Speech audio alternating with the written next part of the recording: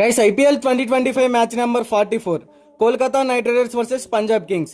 ఈ రెండు టీమ్స్ మధ్య ఒక క్రూషియల్ మ్యాచ్ అయితే ఉండబోతుంది. బోత్ టీమ్స్ కి కూడా ఇది important match. Kolkata knight riders ఈ సీజన్ లో ఇప్పటి వరకు టోటల్ గా 8 మ్యాచెస్ ఆడింది. అందులో ఆ టీం కేవలం 3 మ్యాచెస్ లో విజయం సాధించి పాయింట్ల పట్టికలో 7వ స్థానంలో ఉంది. డిఫెండింగ్ ఛాంపియన్స్ అయిన ఈ జట్టు మంచి బ్యాటింగ్ అండ్ బౌలింగ్ లైనప్ తో కనపడుతున్నప్పటికీ ఈ సీజన్ లో పరాజయాలు తప్పట్లేదు. మరోవైపు పంజాబ్ కింగ్స్ కూడా ఈ సీజన్ లో 8 మ్యాచెస్ ఆడింది. అందులో ఆ టీం 5 మ్యాచెస్ లో విజయం సాధించి పాయింట్ల పట్టికలో 5th ప్లేస్ లో ఉంది.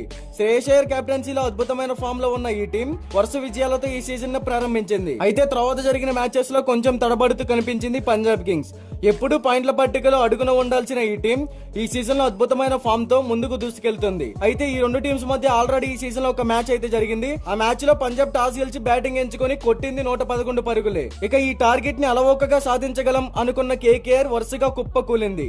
పంజాబ్ బౌలర్స్ అంతా కేకేఆర్ బ్యాటర్స్ ని 95 పరుగులకే కట్టడి చేశారు.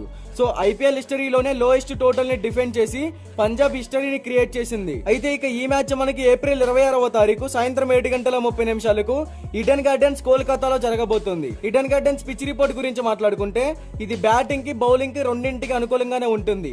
కొన్ని మ్యాచెస్ లో హై స్కోరింగ్ గేమ్ ఉంటుంది, మరికొన్ని మ్యాచెస్ లో లో స్కోరింగ్ గేమ్ అయితే ఉంటుంది. ఓవరాల్ గా ఈ పిచ్ అనేది కొంచెం క్రిటికల్ గానే ఉంటుందని చెప్పుకోవచ్చు.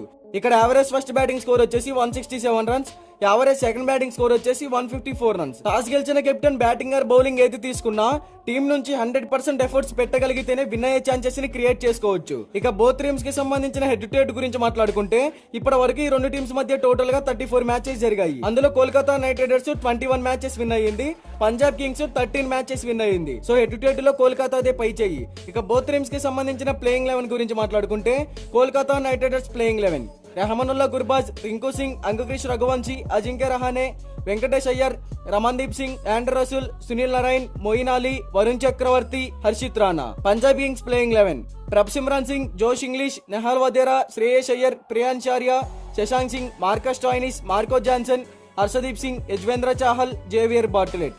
మరి ఈ రెండు టీమ్స్ లో ఏ టీం గెలుస్తుంది అని మీరు అనుకుంటున్నారో కామెంట్ చేయండి.